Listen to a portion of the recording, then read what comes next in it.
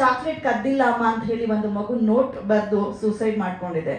ನಮ್ಮ ನಾಡು ಮಂಡ್ಯದಲ್ಲಿ ಮಗಳು ಬೇರೆಯೊಬ್ಬರನ್ನ ನಾವು ವಿರೋಧಿಸಿದವನ್ನ ಮದುವೆ ಆದ್ಲು ಅಂತ ಹೇಳಿ ಇಡೀ ಕುಟುಂಬ ಸೂಸೈಡ್ ಮಾಡ್ಕೊಂಡಿದೆ. ಮತ್ತೆ ಒಂದೇ ಕುಟುಂಬದ 6 ಮಂದಿ 7 ಮಂದಿ ಆತ್ಮಹತ್ಯೆ, ಸಾಲ ಬಾಧೆದಾರರಾದೆ, ರೈತರ ಆತ್ಮಹತ್ಯೆ ಮತ್ತು ವಿದ್ಯಾರ್ಥಿಗಳ ಆತ್ಮಹತ್ಯೆ, ಫೇಲ್ ಆದ್ವಿ ಅಂತ ಈ ಎಲ್ಲ ವಿಷಯಗಳು ಕೂಡ ಇವತ್ತಿಗೂ ಕೂಡ ಇದಾವೆ. ನಮ್ಮ ಸುತ್ತಮುತ್ತ ನಮ್ಮ ಅಕ್ಕಪಕ್ಕದ ಮನೆಯಲ್ಲೇ ಕಂಡು ಬರುವಂತಹ ಸಮಸ್ಯೆಗಳು ಮತ್ತು ಘಟನೆಗಳು. ಇಂತಹ ಸೂಕ್ಷ್ಮ ಕಥೆಯನ್ನ ಇಟ್ಟುಕೊಂಡು ಸೆಪ್ಟೆಂಬರ್ 10 ಬಿಡುಗಡೆ ಮಾಡಲು ಸಿದ್ಧರಿರುವಂತಹ ಎಲ್ಲ ಸಿನಿ ತಂಡದ ಪ್ರತಿ ಕಲಾವಿದರಿಗೂ, ನಿರ್ದೇಶಕರಿಗೂ, ನಿರ್ಮಾಪಕರಿಗೂ ನಾವು ಶುಭವನ್ನ ಹಾರೈತೇವೆ.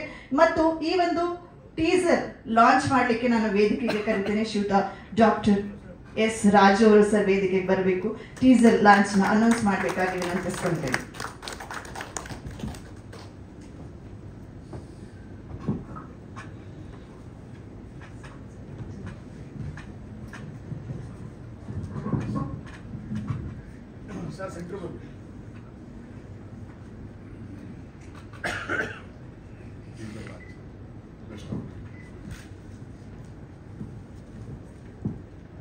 ಕನ್ನಡಿಗರಿಗೆ ಇವತ್ತಿರತಕ್ಕಂಥ ಪ್ರಚಲಿತ ಸಮಸ್ಯೆ ಬಗ್ಗೆ ನಿಜವಾದ ಕಾಳಜಿ ಇಟ್ಕೊಂಡು ಬದುಕು ಎಷ್ಟು ಸುಂದರವಾಗಿದೆ, ಮನುಷ್ಯ ಹುಟ್ಟಿರದೆ ಒಂದು ಸಾಧನೆ ಮಾಡಲಿಕ್ಕೆ ಅನೇಕ ನೋವುಗಳನ್ನ, ಕಷ್ಟಗಳನ್ನ, ದುಃಖಗಳನ್ನ ಇದ್ರೂ ಸಹ ಎಲ್ಲೋ ತಮ್ಮದಾದಂಥ ನೋವುಗಳನ್ನ ಮರೆತು ಇವತ್ತು ಬಾಳಬೇಕಾಗಿದೆ, ಬಾಳಲ್ಲಿ ಜಯಿಸಬೇಕಾಗ್ತದೆ. ಇಂಥ ಬಾಳ ದೋಣಿಯಲ್ಲಿ ಅನೇಕ ತೊಡರುಗಳು ಬಂದು ಸಹ ಹೇಗೆ ಎದುರಿಸ್ಬೋದು ಅನ್ನೋ ರೀತಿಯಲ್ಲಿ ಶ್ರೀಯುತ ಸಾಯಿ ಪ್ರಕಾಶ್ ಅವರು ಒಂದು ಸರಳವಾದ ಸುಂದರವಾದ ಚಿತ್ರವನ್ನು ಅತ್ಯಂತ ಕಡಿಮೆ ಬಜೆಟ್ನಲ್ಲಿ ಕನ್ನಡದಲ್ಲಿ ಉಣಬಡಿಸಲಿದ್ದಾರೆ. ವಿಶೇಷವಾಗಿ ಇವತ್ತಿನ ವಿದ್ಯಾರ್ಥಿಗಳ ಕಷ್ಟ ಇರ್ಬೋದು, ರೈತರ ಕಷ್ಟ ಇರ್ಬೋದು, ಉದ್ಯಮಿಗಳ ಕಷ್ಟ ಇರ್ಬೋದು, ಗಂಡ ಹೆಂಡತಿ ಮಧ್ಯೆ ಕಷ್ಟ ಇರ್ಬೋದು, ಅನೇಕ ಜೀವನದಲ್ಲಿ ಬರ್ತಕ್ಕಂಥ ಒಂದು ನ್ಯಾಚುರಲ್ ಆಗಿ ಬರ್ತಕ್ಕಂಥ ಸಮಸ್ಯೆಗಳಿಗೆ ಬರೀ ಕೇವಲ ಆತ್ಮಹತ್ಯೆನೇ ಪರಿಹಾರ ಅಲ್ಲ. ಆತ್ಮವನ್ನು ನಾವು ಜಯಿಸ್ಕೊಂಡು ಹೋಗ್ಬೇಕಾದ್ರೆ ಆತ್ಮಬಲ ಉಳ್ಳವನು ನಿಲ್ಲುವನು ಗೆದ್ದು ಎಲ್ಲವನ್ನು ಗೆದ್ದು ಅನ್ನೋ ರೀತಿಯಲ್ಲಿ ಒಂದು ಉತ್ತೇಜಕಾರಿಯಾಗಿ ಜನರಿಗೆ ಒಂದು ಒಳ್ಳೆಯ ಸಂದೇಶ ನೀಡತಕ್ಕಂಥ ಒಂದು ಉತ್ತಮ ಚಿತ್ರವನ್ನು ಶ್ರೀಯುತ ಸಾಯಿ ಪ್ರಕಾಶ್ ಅವರು ಉಣಬಡಿಸಿದ್ದಾರೆ. ಸೆಪ್ಟೆಂಬರ್ 10 ಅನ್ನೋದೇ ಒಂದು ವಿಶೇಷವಾದ ದಿನಾಂಕ. ಆತ್ಮಹತ್ಯದಿಂದ ದೂರ ಆಗುವಂಥ ಒಂದು ಕಾರ್ಯಕ್ರಮ ಇರೋದ್ರಿಂದ ಇದು ವರ್ಲ್ಡ್ ಸುಸೈಡ್ ಪ್ರಿವೆನ್ಷನ್ ಡೇ. ಹಾಗಾಗಿ ಆ ದಿವಸನ ಆ ಒಂದು ಹೆಸರೇ ಇಟ್ಬಿಟ್ಟು ಈ ಒಂದು ಚಿತ್ರರಂಗದಲ್ಲಿ ಒಂದು ಹೊಸ ಚಿತ್ರವನ್ನು ತರ್ತಾ ಇದ್ದಾರೆ. ಈಗಾಗಲೇ 105 ಚಿತ್ರಗಳನ್ನು ಮಾಡಿ ನಿರ್ದೇಶನದಲ್ಲಿ ಶತಕ ಬಾರಿಸ್ತಕ್ಕಂಥ ಸಾಯಿ ಪ್ರಕಾಶ್ ಅವರಿಗೆ ತುಂಬ ಹೃದಯದ ಧನ್ಯವಾದಗಳು ತಿಳಿಸ್ತಾ, ಇವರು ಬಂದಂಥ ಅನೇಕ ಚಿತ್ರಗಳು ಈಗಾಗಲೇ ಜನಮಾನಸದಲ್ಲಿದೆ. ಇವತ್ತು ಜನರು ನೆನೆಸ್ಕೊಳ್ತಾರೆ ಸಾಯಿ ಪ್ರಕಾಶ್ ಅವರ ಒಳ್ಳೆಯ ಕೊಡುಗೆಗಳನ್ನ, ಅನೇಕ ಕಲಾವಿದರನ್ನ, ಹೊಸ ಹೊಸ ಪ್ರತಿಭೆಗಳನ್ನ ಬೆಳಕಿಗೆ ತಂದಂತಹ ಅದ್ಭುತವಾದ ಚಿತ್ರ ನಿರ್ದೇಶಕ. ಅವರು ಸ್ವತಃ ನಟರಾಗಿ ವಿಶೇಷವಾಗಿ ಅನೇಕ ಚಿತ್ರಗಳು ಮಾಡಿದ್ದಾರೆ. ಅದರಲ್ಲೂ ನಮ್ಮ ಸಾಯಿಬಾಬಾ ಚಿತ್ರವನ್ನು ಭಾಳ ಭಕ್ತಿಪೂರ್ಣವಾಗಿ ಮಾಡಿದ್ದಾರೆ. ಅದು ನೋಡೋರಿಗೆಲ್ಲ ಖುಷಿಯಾಗುತ್ತೆ. ಸಾಯಿ ಪ್ರಕಾಶ್ ಅವರು ಆಂಧ್ರದಿಂದ ಬಂದಿದ್ದರೂ ಸಹ ಕರ್ನಾಟಕದವರೇ ಆಗಿ, ಕನ್ನಡದವರೇ ಆಗಿ, ಕನ್ನಡದ ನೆಲವನ್ನು, ಕನ್ನಡದ ಜಲವನ್ನು, ಕನ್ನಡದ ಮಣ್ಣನ್ನು ಹೇಗೆ ಜನ ಪ್ರೀತಿಸ್ತಾರೋ ಅದಕ್ಕೆ ಹೆಚ್ಚಾಗಿ ಪ್ರೀತಿಸಿ ಕನ್ನಡಿಗರಿಗೋಸ್ಕರ 105 ಚಿತ್ರ ಕೊಟ್ಟಂಥ ಸಾಯಿ ಪ್ರಕಾಶ್ ಅವರಿಗೆ ಇದು ಒಂದು ಬರೋತಕ್ಕಂಥ ಸೆಪ್ಟೆಂಬರ್ 10 ಒಂದು ಒಳ್ಳೆಯ ಚಿತ್ರವಾಗಲಿ, ಜನರಿಗೆ ಮುಟ್ಲಿ. ನಾನು ವಿಶೇಷವಾಗಿ ಹೇಳೋದಂದರೆ ಈ ಚಿತ್ರ ಎಷ್ಟೇ ಜನ ನೋಡಲಿ, ಅದರಲ್ಲಿ ಒಂದು 10 ಜೀವ ಅಥವಾ 100 ಜೀವ ಅದನ್ನು ನೋಡಿ ಆತ್ಮಹತ್ಯೆ ಮಾಡೋದು ಬೇಡ, ನಾವು ಇನ್ನೂ ಬದುಕಬೇಕು ಅಂತ ಆಸೆ ಪಡ್ತಾರಲ್ಲ, ಅದೊಂದು ಸಾಕು. ನಿಮ್ಗೆ ಅದೊಂದೇ ಸಾಕು. ಚಿತ್ರ ಹಣ ಗಳಿಸೋ ಮುಖ್ಯ ಅಲ್ಲ, ಜನಮನಲ್ಲ, ಜನರಲ್ಲಿ ಒಂದು ಖುಷಿ ಕೊಟ್ಟು ನಾನು ಬದುಕಬೇಕು ಅನ್ನೋ ಆಸೆ ಕೊಡ್ತಿರಲ್ಲ, ಅದು ನಿಜಕ್ಕೂ ಒಳ್ಳೆಯ ಕೆಲಸ. ಹಾಗಾಗಿ ಸಾಯಿಬಾಬಾ ಅವರ ಕೃಪೆ ನಿಮ್ಮಲ್ಲಿರಲಿ. ಕನ್ನಡಿಗರ ಎಲ್ಲ ಕನ್ನಡಿಗರ ಆಶೀರ್ವಾದ, ತಾಯಿ ಕನ್ನಡಾಂಬೆ ಆಶೀರ್ವಾದದಲ್ಲಿ ಸೆಪ್ಟೆಂಬರ್ 10 ವಿಶೇಷವಾಗಿ ಎಲ್ಲ ಜನರನ್ನು ಪಡೆದು ಶತದಿನೋತ್ಸವ ಆಚರಿಸಲಿಂದ ನಿಮ್ಮೆಲ್ಲರ ಮೂಲಕ ಕೇಳ್ಕೊಳ್ತೀನಿ. ನಮಸ್ಕಾರ. ಸೆಪ್ಟೆಂಬರ್ 10 ಟೀಸರ್ ಲಾಂಚ್ ಮಾಡ್ತಾ ಇದ್ದೀವಿ. Hearty congratulations. God bless you sir. Om Shri Sairam. ಮಂಜನಂತಲೇ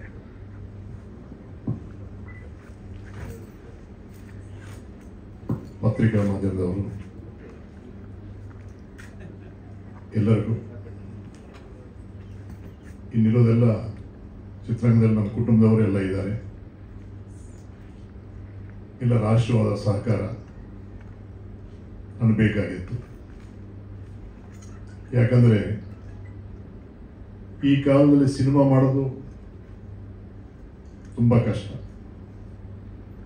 ಕಷ್ಟಪಟ್ಟು ಸಿನಿಮಾ ಮಾಡಿದ್ರು ಬಿಡುಗಡೆ ಮಾಡೋದು ಇನ್ನೂ ಕಷ್ಟ. ಬಿಡುಗಡೆ ಮಾಡಿದ್ರೂ ಜನ ಥಿಯೇಟ್ರ್ ಬರ್ತಾರೋ ಬರಲ್ವೋ ಅನ್ನೋದು ಒಂದು ಕನಸಾಗಿದೆ. ಇಂಥ ಪರಿಸ್ಥಿತಿಯಲ್ಲಿ ಆ್ಯಕ್ಚುಲಿ 2020ರಲ್ಲಿ ನಾವು ಸಿನಿಮಾ ಪ್ರಾರಂಭ ಮಾಡಿದ್ವಿ. ಮುಗಿಯುವ ಟೈಮ್ಗೆ ಕರೆಕ್ಟಾಗಿ ಕರೋನಾ ಬಂತು. ಆ ಕರೋನಾ ಯಾವ ರೀತಿ ನಮ್ಮನ್ನು ಕಾಡಿತು, ಯಾವ ರೀತಿ ನಮ್ಮನ್ನು ನೋವು ಕೊಡ್ತನ್ನೋದು ಪ್ರತ್ಯಕ್ಷವಾಗಿ ಪರೋಕ್ಷವಾಗಿ ಇಲ್ಲಿರುವಂಥ ಎಲ್ಲರೂ ನಾವು ನೋಡಿದ್ದೀವಿ, ಅನುಭವಿಸಿದ್ವಿ. ಆ ಭಯದಿಂದ ಆ ಕಾಲದಲ್ಲಿ ನಾನು ಸಿನಿಮಾ ಬಿಡುಗಡೆಗೆ ಧೈರ್ಯ ಮಾಡಲಿಲ್ಲ. ಈಗಲೂ ಭಯ ಇತ್ತು, ಯಾವ ರೀತಿ ಈ ಸಿನಿಮಾ ನಾನು ಆಚೆ ತರಲಿ ಅಂತ. ಆವಾಗ ನಮ್ಮ ದೊಮ್ಮರಕೃಷ್ಣ ಸುರೇಶ್ ಅವರು ರಾಜ್ ಅವ್ರ ಬಗ್ಗೆ ಹೇಳಿದರು. ರಾಜ್ ಅವರು ಇವತ್ತು ಪರಿಚಯ ಅಲ್ಲ, ವಿಜಯನಗರದಲ್ಲಿ ಯಾವಾಗ ನಾನು ಮನೆ ಮಾಡಿದನೋ ಆ ಕಾಲದಿಂದ ನಮ್ಮ ಕುಟುಂಬಕ್ಕೆ ಅವರು ವೈದ್ಯ ಸೇವೆ ಮಾಡಿ ನಮ್ಮನ್ನೆಲ್ಲ ಇಲ್ಲಿವರೆಗೂ ಆರೋಗ್ಯವಾಗಿ ಕಾಪಾಡ್ಕೊಂಡಂಥ ವೈದ್ಯ ನಾರಾಯಣ ಹರಿ ಡಾಕ್ಟರ್ ರಾಜ್ ಅವರು. ಫಸ್ಟ್ ಪ್ರೊಜೆಕ್ಷನ್ ಅವ್ರಿಗೆ ಹಾಕಿದ್ದೀನಿ ನಾನು. ಸಿನಿಮಾ ನೋಡಿ ನಿಮ್ಗೇನು ಅನ್ನಿಸ್ತು ಹೇಳಿ. ಆವಾಗ ಆಚೆ ಬರ್ತಾನೆ ತುಂಬ ಚೆನ್ನಾಗಿದೆ, ಇದು ಸಮಾಜಕ್ಕೆ ಬೇಕೇ ಬೇಕು, ಇಂಥ ಸಿನಿಮಾ ಬಿಡುಗಡೆ ಆಗಲೇಬೇಕು ಅಂತ ಅವ್ರು ಹೇಳಿದ ಮೇಲೆ ಸ್ವಲ್ಪ ಧೈರ್ಯ ಬಂತು. ಯಾವತ್ತು ಫಸ್ಟ್ ನೋಡಿದವ್ರು ಏನು ಹೇಳ್ತಾರೋ ಆ ಸಿನಿಮಾಗೆ ಒಂದು ಜಾತಕ ಬರೆಯೋ ಥರ ಪಾಸಿಟಿವ್ ಆಗಿ ಅವರು ತುಂಬ ಪಾಸಿಟಿವ್ ಫೀಲ್ ಮಾಡಿದ್ದಾರೆ. ಇನ್ನೂ ಒಂದು ಸಲಹೆ ಕೊಟ್ಟಿದ್ದಾರೆ, ನೀವೆಲ್ಲ ಕಾಮಿಡಿ ಎಲ್ಲ ಚೆನ್ನಾಗಿ ಮಾಡ್ತಿರಲ್ವಾ, ಬರೀ ಸೆಂಟಿಮೆಂಟ್ ಈ ಸಿನಿಮಾನಲ್ಲಿದೆ, ಕಾಮಿಡಿ ಯಾಕೆ ಮಾಡಬಾರ್ದು, ನೀವು ಶೂಟಿಂಗ್ ಮಾಡಿದಂದ್ರೆ ನಾನು 10 ಲಕ್ಷ ಕೊಡ್ತೀನಿ, ಶೂಟಿಂಗ್ ಮಾಡಿ ಯಾಕೆ ಮಾಡಿ ಅಂತ ಹೇಳಿದ್ದಾರೆ. ನಾನು ಹೇಳಿದ್ದೀನಿ, ಅನ್ನ ಇದು ಆ ಥರ ಸಿನಿಮಾ ಇಲ್ಲ, ಒಂದು ಮೋಟಿವೇಶನ್ ಆಗಿ ಇಟ್ಕೊಂಡು ನಾನು ಸಿನಿಮಾ ಮಾಡಿದ್ದೀನಿ. ನಾನು ಪುನಃ ಮಧ್ಯದಲ್ಲಿ ನಾನು ಕಾಮಿಡಿ ತುರುಕಿ ಏನೇನೋ ಮಾಡಿದರೆ ಅದು ಬೇರೆ ಥರ ಆಗ್ಬೋದು, ಇಟ್ ವೋಂಟ್ ರೀಚ್ ಅಂತ ನಾನು ಅವ್ರು ಕನ್ವಿನ್ಸ್ ಮಾಡಿದ್ದೀನಿ. ಅವ್ರು ಹೇಳಿದ್ದಾರೆ, ನೀವು ಧೈರ್ಯವಾಗಿ ಬಿಡುಗಡೆ ಮಾಡಿ, ನಿಮ್ಮಿಂದ ನಾನು ಇದ್ದೀನಿ, ನಿಮ್ಗೆ ಯಾವ ರೀತಿ ಸಹಾಯ ಬೇಕೋ ನಾನು ಮಾಡಿದೆ ಅಂತ ಅವ್ರು ಮಾತು ಕೊಟ್ಟಿದ್ದಾರೆ ನಮ್ಮ ರಾಜ ಅವರು. ಅವರು ಸಿನಿಮಾ ರಂಗಕ್ಕೆ ಸಂಬಂಧಪಟ್ಟವರಲ್ಲ, ಆದ್ರೂ ಕರೋನಾ ಟೈಮ್ನಲ್ಲಿ ಸಿನಿಮಾ ರಂಗಕ್ಕೆ ತುಂಬ ಸೇವೆ ಮಾಡಿದ್ದಾರೆ ಥ್ರೂ ದೊಮ್ಮರಕೃಷ್ಣ ಸುರೇಶ್. ಅವರೆಲ್ಲ ಲಿಸ್ಟ್ ಮಾಡಿಕೊಂಡು ರಂಗದ ಸಿನಿಮಾ ರಂಗದಲ್ಲಿ ಯಾರ್ಯಾರು ಕಷ್ಟದಲ್ಲಿದ್ದಾರೆ, ಯಾವ್ಯಾವ ಡಿಪಾರ್ಟ್ಮೆಂಟ್ ಕಷ್ಟದಲ್ಲಿದ್ದಾರೆ ಅಂತ ಲಿಸ್ಟ್ ಕೊಡೋದು ರಾಜ್ ಅವರು, ಅವ್ರ ಅಕೌಂಟ್ ತಗೊಳ್ಳೋದು, ಅಕೌಂಟ್ಗೆ ಆಗ್ತಾ ಇರೋದೇ ಕೆಲಸ ಮಾಡಿದ್ದಾರೆ ಅಂಥವರು ನಮ್ಮ ಡಾಕ್ಟರ್ ರಾಜ್ ಅವರು. ಸಿನಿಮಾ ರಂಗಕ್ಕೆ ಸಂಬಂಧ ಇಲ್ಲದವರು, ಸಿನಿಮಾ ರಂಗಕ್ಕೆ ತುಂಬ ಸೇವೆ ಮಾಡಿದಂಥವ್ರು ಡಾಕ್ಟರ್ ರಾಜ್ ಅವರು.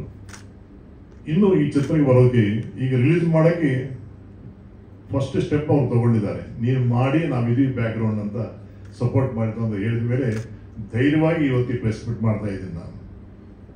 ಅದರ್ವೈಸ್ ನನಗೆ ಧೈರ್ಯ ಇಲ್ಲ, ಯಾಕಂದರೆ ಜನ ಬರ್ತಾರೋ ಬರಲ್ವೋ ಅಂತ ಭಯ ನನಗಿತ್ತು. ನನ್ನ ಹಿಂದೆ ರಾಜ್ ಅವರು ಇದ್ದಾರೆ, ಏನೇ ಕಷ್ಟ ಬಂದು ನಾನು ಇರ್ತೇನೆ ಅಂತ ಅವ್ರು ಮಾತು ಕೊಟ್ಟಿದ್ದಾರೆ. ಆ ಧೈರ್ಯದಿಂದ ನಾನು ಪಿಕ್ಚರ್ ಸ್ಟಾರ್ಟ್ ಮಾಡಿದ್ದೀನಿ. ಅಷ್ಟೇ ಅಲ್ಲ, ನಮ್ಮ ಆ್ಯಂಕರ್ ದಿವ್ಯಾ ಆಲೂರ್ ಅವರಿದ್ದಾರೆ, ಇವರೆಲ್ಲ ಇಂಡಸ್ಟ್ರಿಯಲ್ಲಿದ್ದಾರೆ.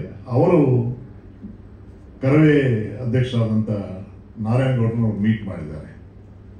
ಮೀಟ್ ಮಾಡಿ ಈ ರೀತಿ ನಮ್ಮ ಅಂಕುಲ್ ಸಾಯಿ ಪ್ರಕಾಶ್ ಅವರು ಈ ಥರ ಸಿನಿಮಾ ಮಾಡಿದ್ದಾರೆ, ಡಾಕ್ಟರ್ ರಾಜ್ ಅವರೆಲ್ಲ ಸಪೋರ್ಟ್ ಮಾಡಿದ್ರು ಅಂತ ಹೇಳಿದ್ದಾರೆ.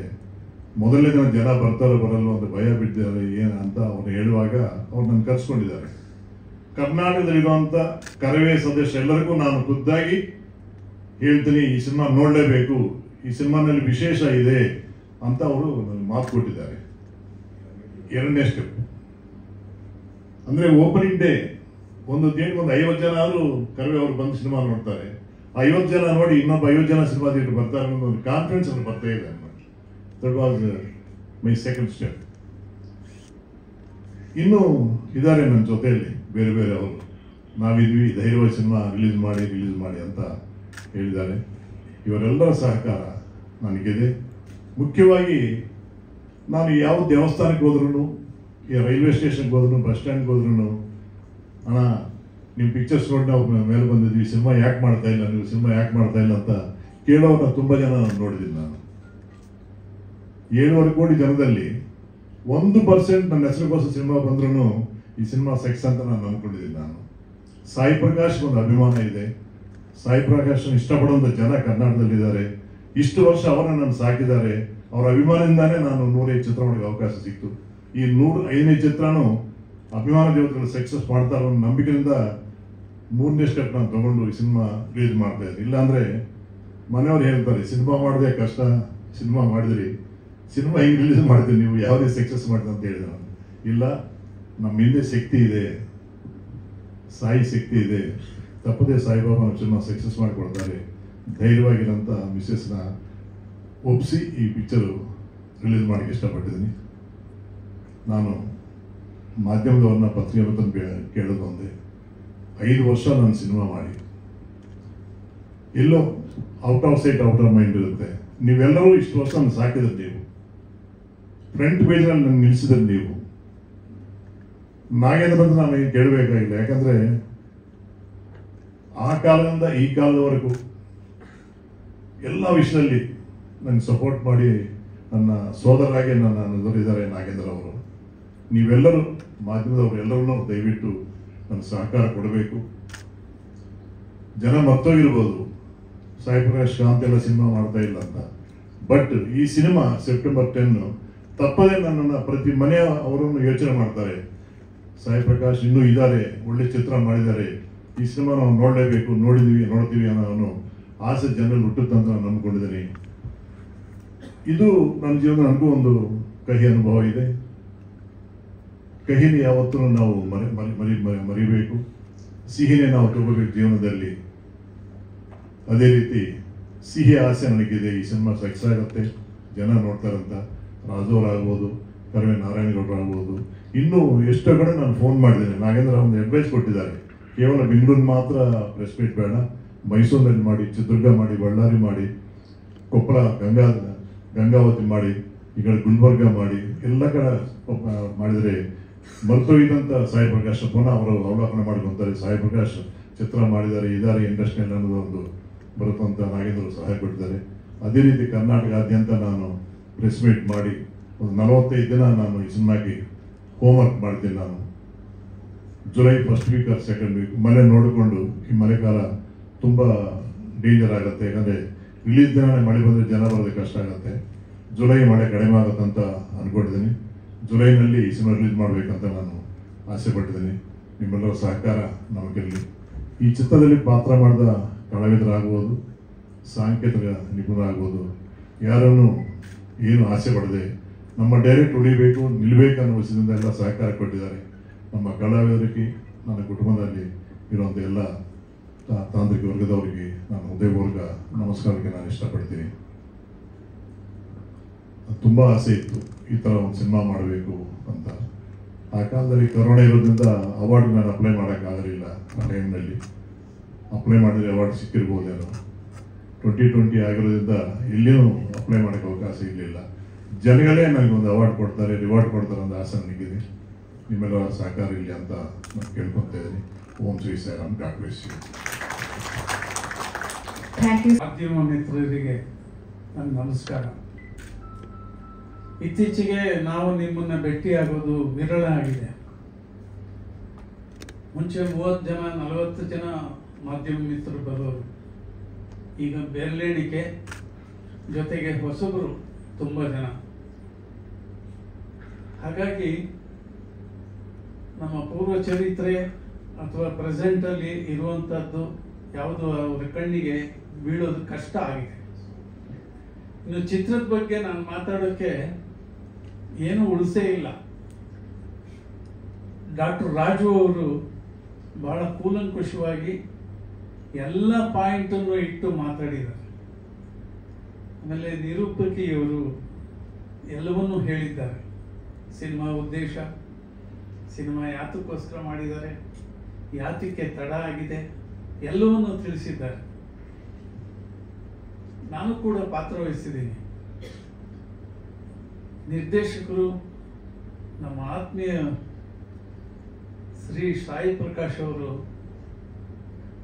ಅವರ ಎಲ್ಲ ಚಿತ್ರದಲ್ಲೂ ಎಲ್ಲಾದ್ರೂ ಒಂದ್ ಕಡೆ ರಮೇಶ್ ಭಟ್ ಇರಬೇಕು ಅನ್ನೋ ಒಂದು ಅಭಿಮಾನ ಇಟ್ಟಿದ್ದಾರೆ. ಅದಕ್ಕೆ ನಾನು ಎಷ್ಟು ಧನ್ಯವಾದ ಹೇಳಿದ್ರು ಕಡಿಮೆ. ಇದ್ರಲ್ಲಿ ಕೂಡ ಒಂದು ಲಾಯರ್ ಪಾತ್ರ ಮಾಡಿದ್ದೀನಿ. ಅವರು ಸಿನಿಮಾಗಿರೋ ಪ್ರೀತಿ 105 ಸಿನಿಮಾ ಮಾಡಿರೋದೇ ಒಂದು ದೊಡ್ಡ ನಿದರ್ಶನ. ಎಲ್ಲರೂ ಮಾಡೋಕ್ಕಾಗಲ್ಲ 105 ಸಿನಿಮಾ. ಅದು ಇತ್ತೀಚೆಗೆ ಈ 10 ವರ್ಷದಲ್ಲಿ ಬಹಳಷ್ಟು ಇಂಡಸ್ಟ್ರಿ ಬದಲಾಗಿದೆ. ಆ ಕಷ್ಟದಲ್ಲೂ ಕೂಡ ಹೋರಾಟ ಮಾಡಿ ಸಿನಿಮಾ ಮಾಡಿದ್ದಾರೆ. ಸಿನಿಮಾ ಬಿಟ್ಟರೆ ಬೇರೆ ಜಗತ್ತೇ ಇಲ್ಲ. ಸೊ ಆದರೆ ಇವತ್ತು ಒಂದು ಸಿನಿಮಾ ಮಾಡೋದು ಒಂದು ಆತಂಕದ ವಿಷಯ, ರಿಲೀಸ್ ಮಾಡೋದು ಭಯದ ವಿಷಯ. ಸೊ ಇದರ ಮಧ್ಯ ಕೂಡ ಇಂಥ ಒಂದು ಒಳ್ಳೆಯ ಒಂದು ಸಮಾಜಮುಖಿ ಸಿನಿಮಾ ಇದು. ಧೈರ್ಯ ಗೆಟ್ಟವರಿಗೆ ಧೈರ್ಯ ಕೊಡುವಂತ ಸಿನಿಮಾ ಇದು. ಬರೀ ಸ್ಪೋರ್ಟ್ಸ್ ಮ್ಯಾನ್ಗಳದ್ದು ಮಾತ್ರ ಒಂದಷ್ಟು ಕ್ಲಿಪ್ಪಿಂಗ್ ಹಾಕಿದ್ದಾರೆ. ಆದರೆ ಚಿತ್ರಕಥೆಯಲ್ಲೂ ಕೂಡ ನೊಂದವರು, ಸಾಯಬೇಕು ಅಂತ ಇದ್ದವರು ಜೀವ ಉಳಿಸ್ಕೊಳ್ಳುವಂತ ಉದಾಹರಣೆಗಳು ತುಂಬಾ ಇದೆ. ಒಂದು ಕೌಟುಂಬಿಕ ಕಥೆನೂ ಇದೆ ಇದರಲ್ಲಿ. ಸಿನಿಮಾ ಅದೇ ಇದೆ ಅಂತ ಇಲ್ಲ. ಕಥೆಯ ಜೊತೆಯಲ್ಲಿ ಸಂದೇಶವನ್ನ ಕೊಡುವಂತ ವಿಷಯಗಳು ಇದರಲ್ಲಿದೆ.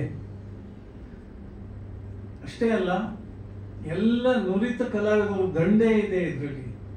ಇಪ್ಪಷ್ಟರಲ್ಲೇ ಸುಮಾರು ಜನ ಇದ್ದಾರೆ. ಸೊ ಅದೊಂದು ದೊಡ್ಡ ಮನಸ್ಸು ನಿರ್ದೇಶಕರಿಗೆ. ನಮ್ಮ ಎಲ್ಲ ಕಲಾವಿದರು ಎಲ್ಲ ಸಿನಿಮಾದಲ್ಲೂ ಇರಬೇಕು ಅಂತ ಆಸೆ ಪಡ್ತಾರೆ. ಆ ಥರ ಮನೋಭಾವ ಇರುವಂತ ನಿರ್ದೇಶಕರು ಬಹಳ ಕಮ್ಮಿ, ಬಹಳ ವಿರಳ. ಈ ಪ್ರಾಜೆಕ್ಟ್ ಅಲ್ಲಿ ಇದ್ದವರು ಮುಂದಿನ ಪ್ರಾಜೆಕ್ಟ್ ಅಲ್ಲಿ ಇರಲ್ಲ, ಅದ್ರ ಪ್ರಾಜೆಕ್ಟ್ ಅಲ್ಲಿ ಇನ್ಯಾರೋ ಇರ್ತಾರೆ. ಸೊ ಈಚೆಗಂತೂ ಒಂದು ಪ್ಯಾನ್ ಇಂಡಿಯಾ ಅಂತ ಶುರುವಾಗಿ ಇಲ್ಲಿಯ ನಾಯಕರು ಮಾತ್ರ ಇರ್ತಾರೆ. ನಾಯಕಿ, ಪೋಷಕ ನಟರು, ಖಳನಟರು ಎಲ್ಲ ಎಲ್ಲೆಲ್ಲಿಂದಾನು ಬರ್ತಿದ್ದಾರೆ. ಅವರು ಕಲಾವಿದರೆ. ಅಂದ್ರೆ ನಾನು ಯಾತಕ್ಕೆ ಹೇಳ್ತಾ ಇದ್ದೀನಿ ಅಂದ್ರೆ, ನಮ್ಮ ನಿರ್ದೇಶಕರು ನಮ್ಮ ಕಲಾವಿದರನ್ನೇ ಬಳಸಿ ಬಳಸಿ ಬಳಸಿ ಸಿನಿಮಾ ಮಾಡಿದ್ದಾರೆ. ಅವ್ರ ಬಾಯಲ್ಲೇ ಬಂದಿದೆ ನಮ್ಮ ಕುಟುಂಬದವರು ಅಂತ. ಆ ಒಂದು ಮನೋಭಾವ ಒಬ್ಬ ನಿರ್ದೇಶಕರಿಗೆ ಇರೋದು ವಿಶೇಷ. ಅದು ನಮ್ಮ ನಿರ್ದೇಶಕರು ಸಾಯಿ ಪ್ರಕಾಶ್ ಅವ್ರ ಹತ್ರ ಇದೆ. ಅದೇ ಒಂದು ಪ್ರೀತಿಯಿಂದ, ಅದೇ ವಿಶ್ವಾಸದಿಂದ ಎಲ್ಲರನ್ನು ಸೇರಿಸಿ ಈ ಸಿನಿಮಾ ಮಾಡಿದ್ದಾರೆ. ಮಾಧ್ಯಮದವ್ರಿಗೆ ನಾನು ಏನು ಕೇಳಲ್ಲ, ನಿಮ್ಮನ್ನು ಕರೆದಿರೋದೇ ಇದ್ರ ಬಗ್ಗೆ ಹೆಚ್ಚು ಕಾಲಮ್, ಸಣ್ಣ ಕಾಲಮ್ ಕೊಡಬೇಡಿ, ಒಂದು 2-3 ಕಾಲಮ್ ಕೊಡಿ ಇದಕ್ಕೆ ಅಂತ. ಯಾಕೆಂದ್ರೆ ಒಂದು ನಾಯಕರ ಒಂದು ಫಸ್ಟ್ ಲುಕ್ ಅಂದ್ರೆ ಅರ್ಧ ಪೇಜ್ ಇರುತ್ತೆ. ಇಂಥ ಒಂದು ಒಳ್ಳೆ ಸಿನಿಮಾಕ್ಕೆ ಮಿನಿಮಮ್ 3 ಕಾಲಮ್ ಕೊಡಿ ಅಂತ ನನ್ನ ರಿಕ್ವೆಸ್ಟ್. ಯಾಕೆಂದ್ರೆ ಒಂದು ಒಳ್ಳೆಯ ಉದ್ದೇಶಕ್ಕೆ ಸಿನಿಮಾ ಮಾಡಿರುವಂತದ್ದು. ರಾಜು ಅವರು ಹೇಳಿದ್ರು, ನಿರ್ದೇಶಕರು ಹೇಳಿದ್ರು, ಇದರಲ್ಲಿ ಹಣ ತೆಗಿಬೇಕು ಅಂತ ಸಿನಿಮಾ ಮಾಡೇ ಇಲ್ಲ, ಇದು ಜನರಿಗೆ ತಲುಪಬೇಕು ಅನ್ನೋದೇ ದೊಡ್ಡ ಉದ್ದೇಶ. ಹಾಗಾಗಿ ಇದು ಪ್ರಚಾರಕ್ಕೆ ನೀವು ಸಹಕಾರ ಕೊಡಬೇಕು ಅಂತ ಕೇಳ್ಕೊಳ್ತೀನಿ. ಎಲ್ರಿಗೂ ನಮಸ್ಕಾರ. ವೇದಿಕೆ ಮೇಲೆ ಇರ್ತಕ್ಕಂಥ ಎಲ್ರಿಗೂ ನಮಸ್ಕಾರ. ಹಾಗೂ ಪ್ರಿಂಟ್ ಮೀಡಿಯಾ, ಮಾಧ್ಯಮ ಮಿತ್ರರು, ಸೋಷಿಯಲ್ ಮೀಡಿಯಾ ಮಿತ್ರರು ಎಲ್ರಿಗೂ ನನ್ನ ನಮಸ್ಕಾರ. ನಾನು ಹೆಚ್ಚು ಕಡಿಮೆ 38-35 ವರ್ಷದಿಂದ ಬಾಬು ಸಾಯಿ ಪ್ರಕಾಶ್ ಅವರ 2ನೇ ಚಿತ್ರ ಅಂದ್ಕೊಂಡಿದ್ದೀನಿ, ಮುತ್ತಿನಂಥ ಮನುಷ್ಯ. Tiger Prabhakar sir, Bharathi madam ಅವ್ರ ಮಗನಾಗಿ ನಾನು ಕೆಲಸ ಮಾಡಿದೆ. ಅದಾದ ನಂತರ ಚಿಕ್ಕ ಯಜಮಾನರು ಮಾಡಿಸಿದ್ರು, ಮಾಡ್ತಾನೆ ಇದ್ವಿ. ಶ್ರೀ ಕ್ಷೇತ್ರ ಆದಿಚುಂಚನಗಿರಿ ಒಂದು ಈಶ್ವರನ ಪಾತ್ರ ಮಾಡಿಸಿದ್ರು. ಬಹಳಷ್ಟು ಚಿತ್ರ, ಅತೀಕ ನನಗೆ 17 ಚಿತ್ರಗಳೇ ನಾನು ಅಭಿನಯಿಸಿರ್ಬೋದು. ನನ್ನ ವೃತ್ತಿ ಬದುಕಿನಲ್ಲಿ ಬಹಳ ಮೆಟ್ಟಲು ಹತ್ತೋದಕ್ಕೆ ನಮ್ಮ ಕುಟುಂಬದವ್ರ ಯಾರು ಹೇಳ್ಕೊಂಡ್ರೋ ಹಾಗೆ ನನ್ನ ಮನಸ್ಸಾಕ್ಷಿ ಹೇಳ್ತಾ ಇದ್ದೀನಿ, ನಾನು ಬಹಳ ಇಷ್ಟವಾದಂತಹ ಸಾಯಿ ಪ್ರಕಾಶ್ ಜಿ ಅವರು. ಇಲ್ಲಿ ಸಡನ್ ಒಂದು ಜ್ಞಾಪಕ ಬಂದಿದ್ದು, ಸರ್ ಕೇಳಿದೆ, ಸರ್ ಇದೊಂದು 99ನೇ ಚಿತ್ರ ಅಂತ ಕೇಳಿದೆ. ಇಲ್ಲ, 105ನೇ ಚಿತ್ರ ಅಂದರು. ಸಚಿನ್ ತೆಂಡೂಲ್ಕರ್ ಅವರಾಗಲಿ, ವಿರಾಟ್ ಕೊಹ್ಲಿ ಅವರಾಗಲಿ 99 ರನ್ ನೋಡಿದಾಗ 1 ರನ್ ಹೊಡಿಬೇಕು ಅಂತ ಅಲ್ಲೇ ನಮ್ಮ ಕೇಂದ್ರೀಕೃತವಾಗೈತೆ ನಮ್ಮ ನೋಟ. 100 ಆದ ತಕ್ಷಣ ನಮಗೆ ಗೊತ್ತಿಲ್ಲ, ಚಪ್ಪಾಳೆ ಹೊಡ್ತೀವಿ, ಖುಷಿ ಪಡ್ತೀವಿ, ಸಂತೋಷ ಪಡ್ತೀವಿ. ಆದರೆ ಇಲ್ಲಿ ನಮ್ಮ ಕನ್ನಡ ಚಿತ್ರರಂಗದಲ್ಲಿ ಒಬ್ಬ ಕನ್ನಡ ನಿರ್ದೇಶಕರಾಗಿ ಸುಮಾರು 40 ವರ್ಷಗಳು ನಮ್ಮ ಕನ್ನಡಿಗರಾಗಿರ್ತಕ್ಕಂಥ ಸಾಯಿ ಪ್ರಕಾಶ್ ಜಿ ಅವರು 105 ಚಿತ್ರಗಳನ್ನು ಮಾಡಿದ್ದಾರೆ ಅಂತಂದರೆ ನಿಜಕ್ಕೂ ನನಗೆ ಬಹಳ ಸಂತೋಷ ಆಗುತ್ತೆ, ಹೆಮ್ಮೆ ಆಗುತ್ತೆ. ಸಾಯಿ ಪ್ರಕಾಶ್ ಜಿ ಅವರು ಮಾಡಿದಂಥ ಚಿತ್ರಗಳು ಏನಿದೆ, ಮೊದಲು ಬಂದಂಥ ಚಿತ್ರಗಳು, ನಿರ್ಮಾಪಕರು ಆರ್ಥಿಕವಾಗಿ ಸಬಲರಾಗಿದ್ದಾರೆ, ಇವತ್ತು ತುಂಬ ಖುಷಿಯಾಗಿದೆ, ಸಂತೋಷವಾಗಿದ್ದಾರೆ, ಸೆಟ್ಲ್ ಆಗಿದ್ದಾರೆ. ಆದರೆ ಸಾಯಿ ಪ್ರಕಾಶ್ ಜಿ ಅವರು ಅವತ್ತು ಹೇಗಿದ್ರು ಇವತ್ತು ಹಾಗೇ ಇದ್ದಾರೆ. ಅದೇ ಮನಸ್ಸು, ಅದೇ ಶಿಸ್ತು, ಅದೇ ಸಂಯಮ ಆ್ಯಂಡ್ ಅದೇ ಮಗುಮುಖ. ಏನಾದರೂ ಹೇಳಬೇಕು ಅಂತ ಸರಳವಾಗಿ ಭಾಷೆಯಲ್ಲಿ ಹೇಳ್ತಾರೆ. Sir Sai Prakash G, sir ನನ್ನ ಜೀವನ ವೃತ್ತಿ ಬದುಕಿಗೂ ಹಾಗೂ ಇಲ್ಲಿವರೆಗೂ ನೀನು ನಡ್ಕೊಂಡು ಬಂದ ದಾರಿ ಇದೆಯಲ್ಲ, ಕನ್ನಡ ಚಿತ್ರರಂಗ ಯಾವತ್ತೂ ನಿಮ್ಮನ್ನು ಮರೆಯೋದಿಲ್ಲ, ಮರೆಯೋದು ಸಾಧ್ಯವೂ ಇಲ್ಲ. ಯಾಕೆಂದರೆ ನೀವು ಕೊಟ್ಟಿರ್ತಕ್ಕಂಥ ಚಿತ್ರಗಳಾಗಿದೆ. ಇವತ್ತು ಸಣ್ಣವರಿಂದ ದೊಡ್ಡ ದೊಡ್ಡ ಸ್ಟಾರ್ಗಳವರೆಗೂ ನೀವು ಚಿತ್ರಗಳನ್ನು ಮಾಡಿದ್ದೀರ. ಅದರಲ್ಲಿ ಯಾರಾದರೂ ಒಬ್ಬ ಸ್ಟಾರು ಇವತ್ತು ಸಾಯಿ ಪ್ರಕಾಶ್ ಜಿ ಅವರಿಗೆ ಒಂದು ಚಿತ್ರ ಮಾಡಿಕೊಡ್ಬೇಕಂತ ಮುಂದೆ ಬರಬೇಕು ಅಂತ ನನ್ನ ಆಸೆ. ಯಾಕಂದರೆ ಇಂಥ ಸಮಯದಲ್ಲಿ ಸಾಯಿ ಪ್ರಕಾಶ್ ಜಿ ಅವ್ರನ್ನ ಕೈ ಹಿಡಿದ್ರೆ ಮತ್ತೆ ಇನ್ನೂ ಒಂದು 25 ಚಿತ್ರಗಳು ಮಾಡೋಷ್ಟು ಶಕ್ತಿ, ಬುದ್ಧಿವಂತಿಕೆ, ತಿಳುವಳಿಕೆ ಅವರಿಗಿದೆ. ಆದಷ್ಟು ಬೇಗ ಸಾಯಿರಾಮ್ ಅವರಿಗೆ ಇಂಥ ಮಾಡುವಂಥ ಚಿತ್ರ ಶಕ್ತಿ ಕೊಡಲಿ ಅಂತ ನನಗೆ ಕೇಳ್ಕೊಳ್ತೀನಿ. ಇನ್ನು ಸೆಪ್ಟೆಂಬರ್ 10 ಈ ಚಿತ್ರ ಮಾಡುವಾಗ ಇದು ಸಾರ್ ಹೇಳಿದ್ರು 4 ವರ್ಷ 5 ವರ್ಷ ಆಯಿತು ಅಂತ. ಇದು 4-5 ವರ್ಷದ ಪ್ರಶ್ನೆ ಅಲ್ಲ. ಇದು ಯಾವತ್ತೂ ಕೂಡ ಇದು ಇನ್ನು 10 ಜನರೇಷನ್ ಬಂದರೂ ಕೂಡ ಇದು ಲೇಟೆಸ್ಟ್ ಆಗಿದೆ. ಲೇಟ್ ಆಗಿದ್ರು ಕೂಡ ಲೇಟೆಸ್ಟ್ ಆಗಿರತಕ್ಕಂಥ ಚಿತ್ರ. ನಮ್ಮ ರಮೇಶ್ ಭಟ್ ಅವರು ಹೇಳಿದಾಗೆ ಇದು ಯಾವತ್ತೂ ಕೂಡ ಎಲ್ಲ ಬದುಕಿನಲ್ಲಿ ಆಗುವುಗಳು, ಕಷ್ಟ ಸುಖಗಳು ಇರುತ್ತೆ. ಅದು ಸಾವು ಒಂದೇ ಅಲ್ಲ ಪರಿಹಾರ. ಆದರೆ ಬೇರೆ ಮೀರಿ ನಾವು ಕಟ್ಟುವಂಥ ಶಕ್ತಿ ನಮಗಿದೆ. ಆ ಚಿತ್ರದ ಒಂದು ವಾಸ್ತವ ಸ್ಥಿತಿ ಇದೆಯಲ್ಲ, ಕಥೆ ಇದೆಯಲ್ಲ, ಅದೇ ಆ ತಿರುಳು ಇದೆಯಲ್ಲ, ಈ ಕಥೆಯಿಂದ ಸಾಕಷ್ಟು ನೊಂದರ ಮನಸ್ಸುಗಳಿಗೆ ಒಂದು ಟಾನಿಕ್ ಆಗುತ್ತೆ ಅಂತ ನನ್ನ ಅಭಿಪ್ರಾಯ. ಇನ್ನು ನಮ್ಮ ಡಾಕ್ಟರ್ ರಾಜ್ ಅವರು ಖಂಡಿತವಾಗ್ಲೂ ತುಂಬ ಚೆನ್ನಾಗಿ ಮಾತಾಡಿದರು. ಆ್ಯಂಡ್ ಟೀಸರ್ ರಿಲೀಸ್ ಮಾಡಿದ್ದಾರೆ. ಆ್ಯಂಡ್ ನೊಂದರ ಮನಸ್ಸುಗಳಿಗೆ ನಾವು ಬರ್ತೀವಿ, ಮುಂದೆ ಇದ್ದೀವಿ ಅಂತ ಒಂದು ಕೈಗೆ ಸಾಥ್ ಕೊಟ್ಟಿದ್ದಾರೆ. ಸೆಪ್ಟೆಂಬರ್ 10 ಈ ಚಿತ್ರಕ್ಕೆ ಏನೇನು ಬೇಕೋ ಅದು ಅನುಕೂಲಗಳನ್ನು ಮಾಡಿಕೊಡ್ತೀನಿ ಅಂತ ಒಂದು ಆಶ್ವಾಸನೆ ಕೊಟ್ಟಿದ್ದಾರೆ. ಒಂದು ಒಳ್ಳೆಯ ಚಿತ್ರ ಸರ್, ನಿಮಗೂ ಒಳ್ಳೆಯದಾಗಲಿ. ಆ್ಯಂಡ್ ಸಾಯಿ ಪ್ರಕಾಶ್ ಜಿ ಅವ್ರಿಗೂ ಕೂಡ ಇನ್ನೂ ಒಂದು ಒಳ್ಳೆಯ ಚಿತ್ರಗಳನ್ನು ಮಾಡುವಂಥ ಶಕ್ತಿ ಭಗವಂತ ಕೊಡಿ ಅಂತ ಕೇಳಿಕೊಂಡು, ನಮ್ಮ ಮಾಧ್ಯಮ ಮಿತ್ರರಿಗೆ ನನ್ನ ಅನಿಸಿಕೆ ಇಷ್ಟ, ನನ್ನ ಚಿತ್ರರಂಗದ ಜರ್ನಿಯಲ್ಲಿ ಇವತ್ತು ನಾನು ಏನಾದರೂ ಉಳ್ಕೊಂಡಿದ್ದೀನಿ ಅಂತಂದರೆ ನಿಮ್ಮ ಪಾಲು ಕೂಡ ಸಿಂಹ ಪಾಲಿದೆ. ಇವತ್ತು ಸೆಪ್ಟೆಂಬರ್ 10 ಈ ಚಿತ್ರ ರಮೇಶ್ ಭಟ್ ಸರ್ ಹೇಳಿದ ಹಾಗೆ ಈ ಚಿತ್ರಕ್ಕೆ ನಿಮ್ಮ ಒಂದು ಸ್ಪೆಷಲ್ ಒಂದು ಕಾಲಮ್, ಒಂದು ಕಮ್ಯುನಿಕೇಷನ್, ಒಂದು ಕನ್ಸರ್ನ್ ಇರಲಿ ಅಂತ ನಾನು ಕೇಳ್ಕೊಡ್ತಾ. ಯಾಕಂದ್ರೆ ನೀವು ಕೊಟ್ಟಷ್ಟು ಜನರಿಗೆ ಹೋಗಿ ಚಿತ್ರ ತಲುಪುತ್ತೆ, ಒಳ್ಳೆ ಕತೆ ತಲುಪಲಿ, ಮನುಷ್ಯರಲ್ಲಿ ಬದುಕಲ್ಲಿ ಬದಲಾವಣೆ ಆಗೋದಕ್ಕೆ ನೀವು ಕೂಡ ಕಾರಣಕರ್ತರಾಗಿ ಅಂತ ಹೇಳ್ತಾ ಎಲ್ರಿಗೂ ನಮಸ್ಕಾರ. ತಪ್ಪಿದ್ದಲ್ಲಿ ಕ್ಷಮಿಸ್ಬೇಡಿ. ಜೈ. ಮಾತಾಡಿ ಮೇಡಮ್ ನೀವು. ವೇದಿಕೆ ಮೇಲಿರ್ತಕ್ಕಂಥ ಎಲ್ಲರಿಗೂ ನಮಸ್ಕಾರ. ಹಾಗೆ ನಮ್ಮ ಜೊತೆಗೆ ಅಭಿನಯಿಸಿದಂಥ ಎಲ್ಲ ಕಲಾವಿದರಿಗೂ ಕೂಡ ನಮಸ್ಕಾರ. ಮತ್ತು ಮಾಧ್ಯಮ ಮಿತ್ರರು, ರಮೇಶ್ ಭಟ್ ಜಿ ಹೇಳಿದ ಹಾಗೆ ನಾವು ನಿಮ್ಮನ್ನೆಲ್ಲ ನೋಡಿ ತುಂಬ ವರ್ಷಗಳೇ ಆಗಿತ್ತು. ಸಾಯಿ ಪ್ರಕಾಶ್ ಸರ್ ಅವರು ನಮಗೆ, ನಾನು ನೋಡಿದಾಗ ಅವರು ಸ್ಟಾರ್ ನಿರ್ದೇಶಕರು. ಈಗ ನನಗೆ ಇಲ್ಲಿ ಕೂತ್ಕೊಂಡು ಮಾತಾಡ್ತಾ ಇರ್ಬೇಕಾದ್ರೆ ಒಬ್ಬರು ಮಾಧ್ಯಮ ಮಿತ್ರರು ಹೇಳ್ತಾ ಇದ್ರು, ಕಲಾವಿದರು ನಾವೆಲ್ಲ ಒಂದು ಶೆಡ್ಯೂಲ್ 2 ಶೆಡ್ಯೂಲ್ ಹಾಗೆಲ್ಲ ಒನ್ ಡೇನಲ್ಲೆಲ್ಲ ಮಾಡ್ತಾ ಇದ್ವಿ. ಆದರೆ ನಮ್ಮ ನಿರ್ದೇಶಕರು ಒಂದು ಕಾರಲ್ಲಿ ಕೂತ್ಕೊಂಡು ಒಂದೇ ಸೆಟ್ಟಲ್ಲಿ 3 ಸಿನಿಮಾಗಳನ್ನ ಶೂಟಿಂಗ್ ಮಾಡ್ತಾ ಇದ್ರು ಅಂತ ಹೇಳ್ತಾ ಇದ್ರು. ನಾವು ನೋಡಿದಾಗೆ ಅವರು ಸ್ಟಾರ್ ನಿರ್ದೇಶಕರು. ಅವ್ರ ಸಿನಿಮಾದಲ್ಲಿ ನಾನು 2-3 ಸಿನಿಮಾಗಳನ್ನು ಮಾಡಿದ್ದೆ. ಮಧ್ಯದಲ್ಲಿ 1-2 ಸಿನಿಮಾಗಳನ್ನ ಮಾಡೋಕ್ಕೆ ಕರೆದಾಗ ನನಗೆ ಮಾಡಲಿಕ್ಕೆ ಅವಕಾಶ ಇರಲಿಲ್ಲ, ಮಾಡೋಕ್ಕಾಗಿರಲಿಲ್ಲ ಆ ಸಂದರ್ಭದಲ್ಲಿ. ಈ ಸಿನಿಮಾದ ಕಥೆಯನ್ನು ಹೇಳಿದಾಗ ನನಗೆ ನಿಜವಾಗ್ಲೂ ಮಾಡಬೇಕು ಅಂತ ಅನ್ನಿಸ್ತು. ಯಾಕೆಂದರೆ ಆ ಕಥೆಯಲ್ಲಿ ಆ ಸಾರಾಂಶ ಮತ್ತು ಬದುಕಿನಲ್ಲಿ ಒಂದು ಗುರಿ ಇರ್ತಕ್ಕಂಥ ಒಂದು ಅಂಶ ಇತ್ತು. ಹಾಗಾಗಿ ನಾನು ಜಾಸ್ತಿ ಮಾತಾಡೋದಕ್ಕಿಂತ ಈಗಾಗಲೇ ರಮೇಶ್ ಭಟ್ಜಿ ಮಾತಾಡಿದ್ದಾರೆ, ಮತ್ತು ಡಾಕ್ಟರ್ ರಾಜು ಅವರು ಮಾತಾಡಿದ್ದಾರೆ, ನಿರ್ದೇಶಕರು ಮಾತಾಡಿದ್ದಾರೆ. ಎಲ್ಲ ಸಾರಾಂಶ ಇಷ್ಟೇ. ಶಿವಕುಮಾರ್ ಅವರು ಮಾತಾಡಿದ್ದಾರೆ. ನಿಮ್ಮ ಬಗ್ಗೆ ಹೇಳಲಿಲ್ಲ ಅಂದರೆ ಹೇಗೆ ಹೇಳ್ತೀನಿ. ಹಾಗೆ ನಮ್ಮ ಮಾಧ್ಯಮ ಮಿತ್ರರಲ್ಲಿ ಮತ್ತೊಮ್ಮೆ ನಾನು ಕಳಕಳಿಯಿಂದ ಕೇಳ್ಕೊಳ್ಳೋದಿಷ್ಟೇ, ಈ ಒಂದು ಚಿತ್ರಕ್ಕೆ ದಯವಿಟ್ಟು ನಿಮ್ಮ ತುಂಬು ಹೃದಯದಿಂದ ಎಲ್ಲ ಕಲಾವಿದರ ಪರವಾಗಿ ಮತ್ತು ನಿರ್ದೇಶಕರ ಪರವಾಗಿ, ಮತ್ತು ನಮ್ಮ ರಾಜು ಸರ್ ಅವರು ಕೂಡ ಈ ಚಿತ್ರದ ಬಗ್ಗೆ ತುಂಬ ಒಂದು ಒಳ್ಳೆ ಅಭಿಪ್ರಾಯ ಇಟ್ಕೊಂಡಿದ್ದಾರೆ. ಆಮೇಲೆ ನಾವು ಬೆನ್ನಿಂದ ಇರ್ತೀವಿ ಅಂತ ಅವರು ಹೇಳಿದ್ದಾರೆ. ಇದೆಲ್ಲರ ಪರವಾಗಿ ನೀವೆಲ್ಲರೂ ಕೂಡ ನಾವು ಅವ್ರ ಜೊತೆ ಖಂಡಿತವಾಗ್ಲೂ ಇದ್ದೀವಿ, ಹಾಗಾಗಿ ಈ ಸಿನಿಮಾದಲ್ಲಿ ಅಭಿನಯಿಸಿದ್ದೀವಿ. ಹಾಗೆ ದಯವಿಟ್ಟು ಇದನ್ನು ಒಂದು ಒಳ್ಳೆಯ ರೀತಿ ಪ್ರಚಾರ ಕೊಡಬೇಕು ಅಂತ ನನ್ನ ಮನಪೂರ್ವಕವಾಗಿ ನಾನು ನಿಮ್ಮನ್ನು ಕೇಳ್ಕೊಳ್ತೀನಿ. Thank you very much.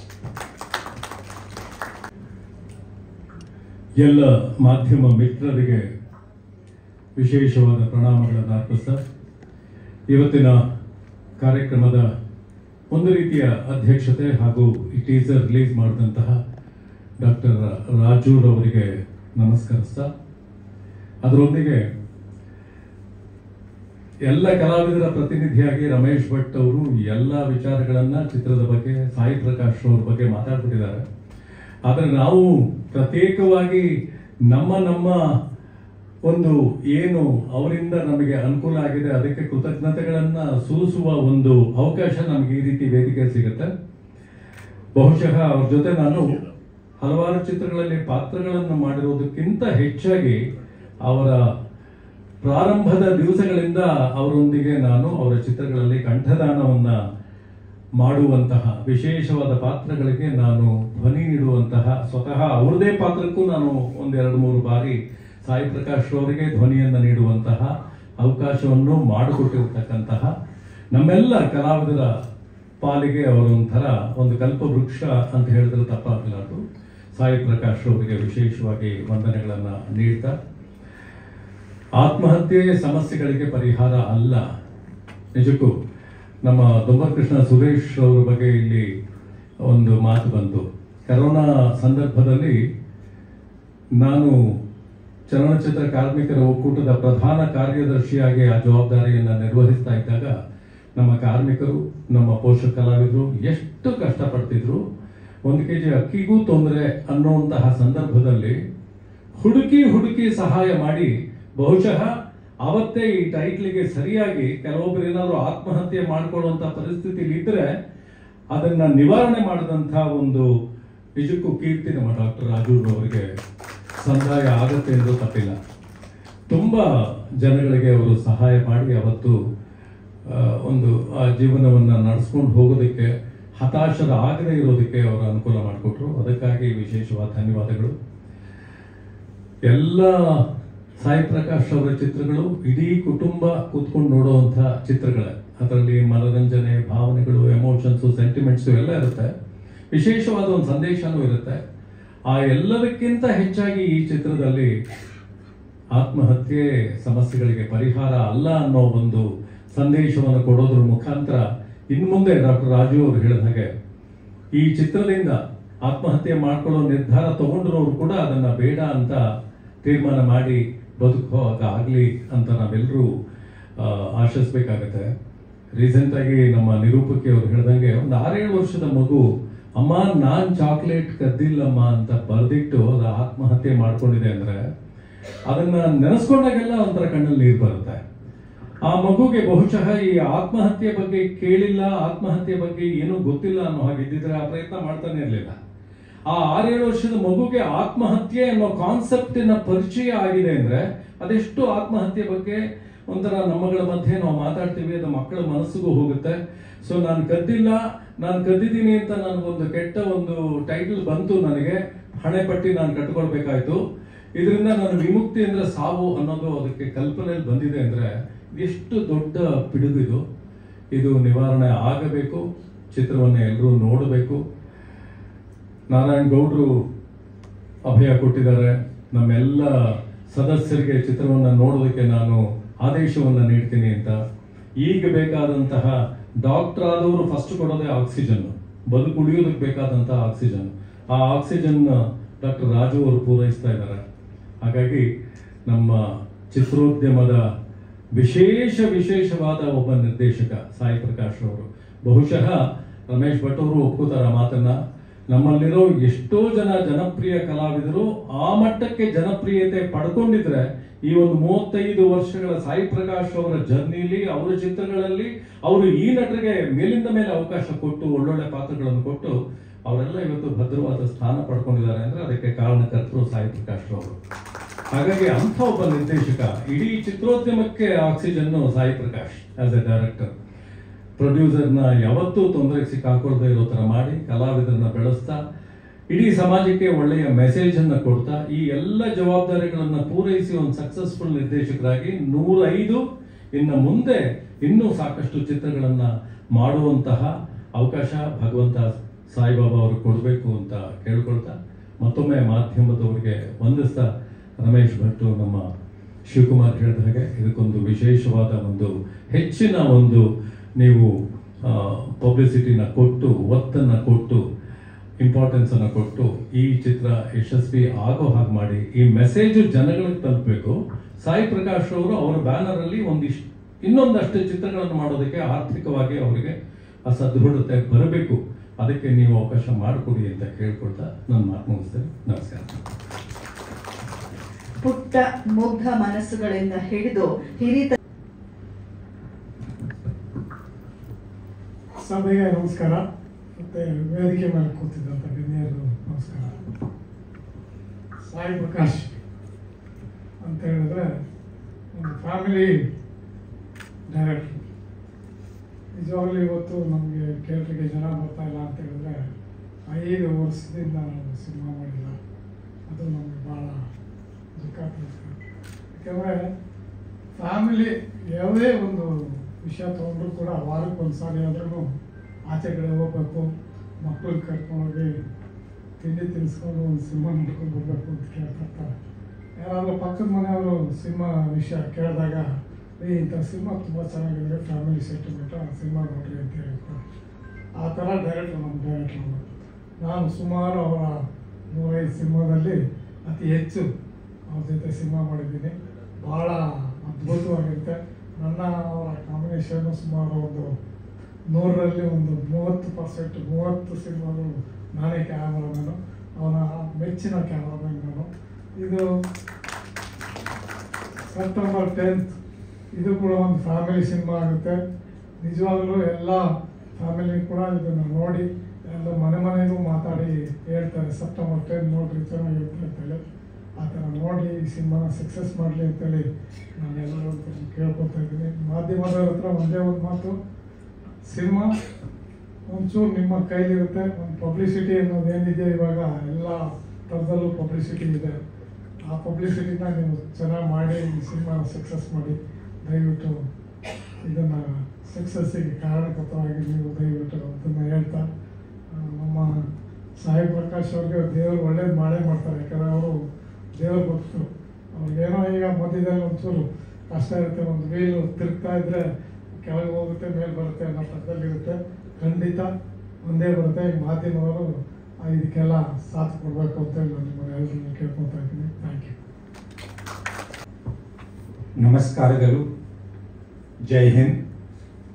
I am indeed thankful and grateful for all the dignitaries on the dais and of course my dear media and the audience. When I approached Sri Sai Prakash Garu to realize my dream of making a film on suicide prevention, he has immediately accepted. I am grateful to you, sir. Thank you so much for converting my dream into reality. besides my brave fight in Kargil war and saving the motherland from enemy attacks, I felt like saving our citizens by writing a book on suicide prevention. I wrote that book, which was released by the ex-Chief Minister of Telangana. My book deals with two important aspects as to why people commit suicide, and most importantly, as to what we should do to prevent the suicides.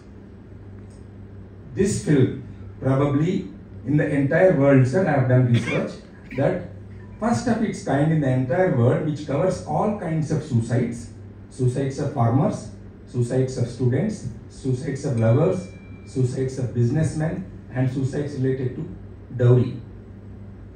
The strongest message from the film is that suicides are not the solution for any of our problems, and further, the best message from the film is that all the suicides can be prevented.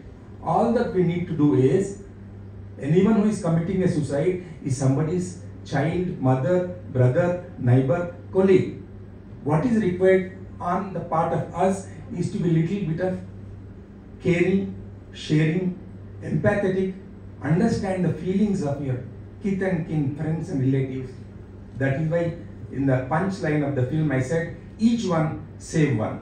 Let us take a pledge. You don't have to openly utter it, but take a pledge that each one of us will save one. I request humbly with the folded hands to the media friends that you must give maximum publicity regularly for this social noble cause of preventing suicides and saving precious lives.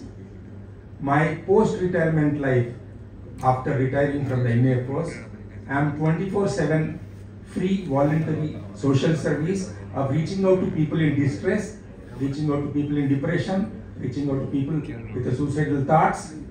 Wherever I go, I share my number. You can call me 24/7, no day or night. If you wish, you may note down my number or feed it in your mobile. My number is 855 49 33 789. I shall repeat, 855 49 33 789. I wish Shri Sai Prakash Gar all the best. God bless. Sai Ram is with us, sir. Thank you and Jai Hind. So ಅವರದ್ದೇ thank you so much ತಮ್ಮ ನುಡಿಗಳಿಗೆ. ಚಿತ್ರದ ಪಾತ್ರಧಾರಿಗಳು ಹಿರಿಯ ಕಲಾವಿದರಾದಂತಹ ಶ್ರೀತ ಗಣೇಶ್ ರಾವ್ ಅವರು. ಎಲ್ಲರಿಗೂ ನಮಸ್ಕಾರ.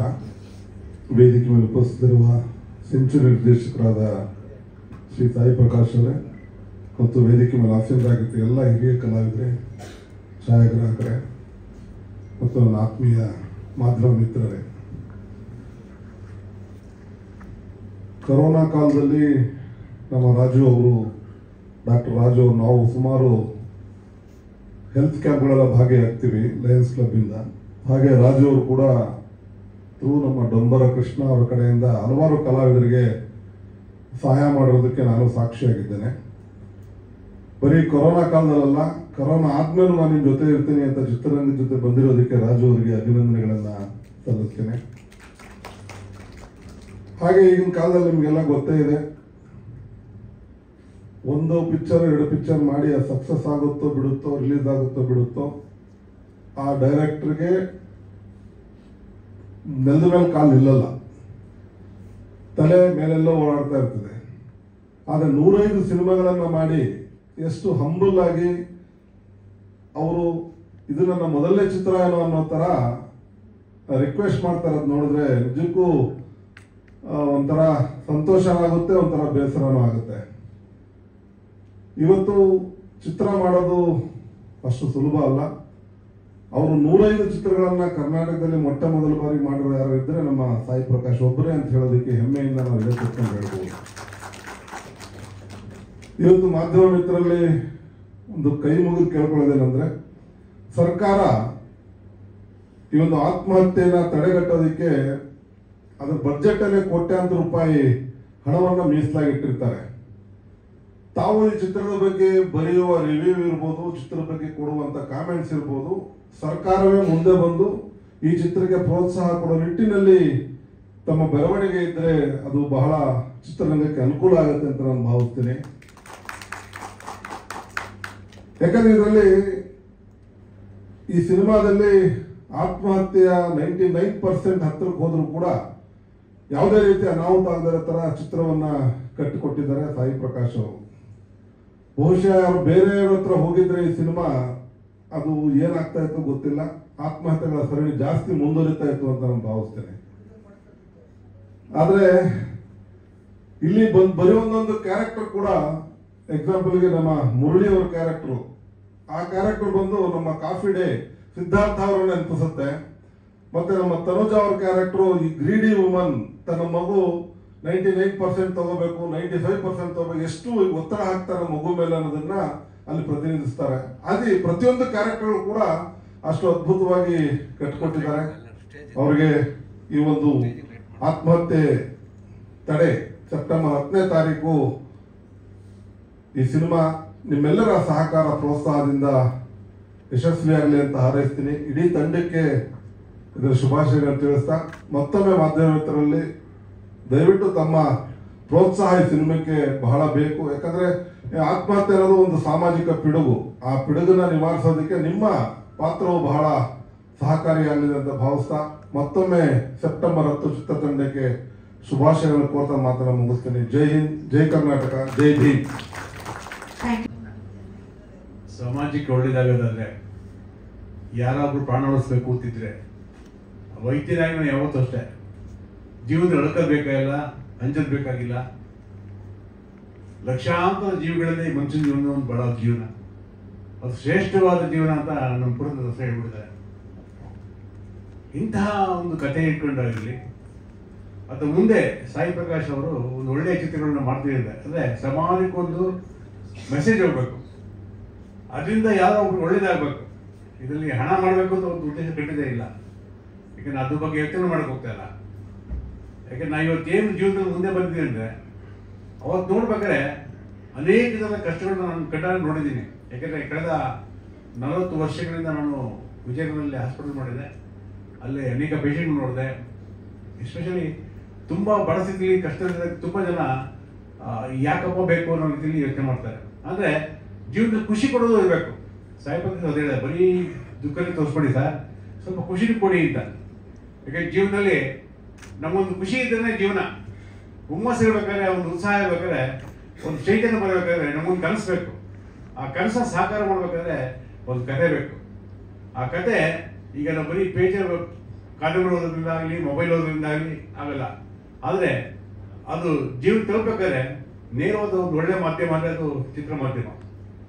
ಇವತ್ತು ಚಿತ್ರ ಮಾಧ್ಯಮದಲ್ಲಿ ಬಹಳ ಕಷ್ಟ ಇದೆ, ಬದುಕೋದು ಕಷ್ಟ ಇದೆ. ಆದರೆ ಅನೇಕ ವಿಚಾರಗಳನ್ನು ಹೇಳಬೇಕಾದ್ರೆ, ಸಾಧನೆ ತಲುಪಬೇಕಾದ್ರೆ ಅದು ಚಿತ್ರ ಮಾಧ್ಯಮದ ಮೂಲಕ ಬಹಳ ವಿಶೇಷ ನೇರ ತಲುಪುತ್ತೆ. ಇವತ್ತು ಸಹ ನಾವು ಹಿಂದೆ 50 ವರ್ಷಗಳಿಂದ ಬಂದಂಥ ಚಿತ್ರಗಳು, ಡಾಕ್ಟರ್ ರಾಜ್ಕುಮಾರ್ನ ಹಿಡಿದು ವಿಷ್ಣುವರ್ಧನ್ ಹಿಡಿದು ಅನೇಕ ಚಿತ್ರಗಳು ಕಣ್ಮುಂದೆ ಇದೆ. ಅವ್ರು ನೋಡೋದಿಲ್ಲ, ನಮಗೆ ಖುಷಿ ಆಗುತ್ತೆ. ಅಂದರೆ ಜೀವನದಲ್ಲಿ ಏನೊಂದು ಒಳ್ಳೆ ತತ್ವನ ಅಳವಡಿಸ್ಕೊಂಡ್ರೆ ನಿಜಕ್ಕೂ ಆ ಚಿತ್ರದಿಂದ ಬಂದಂಥ ಒಂದು ಮೆಸೇಜ್. ಹಾಗಾಗಿ ಇವತ್ತಿರ್ತಕ್ಕಂಥ ಅನೇಕ ಚಿತ್ರಗಳು ಮುಂದೆ ಬರಬೇಕಾಗಿರೋದು. ಸರ್, ನಾನಂತೂ ನಿಮ್ಮ ಜೊತೆ ಇದ್ದೀನಿ ಸರ್, ಇನ್ನು 5 ಅಲ್ಲ 10 ಪಿಕ್ಚರ್ ಮಾಡಿ ನಿಮ್ಮ ಜೊತೆ ಖಂಡಿತ ಇರ್ತೀನಿ.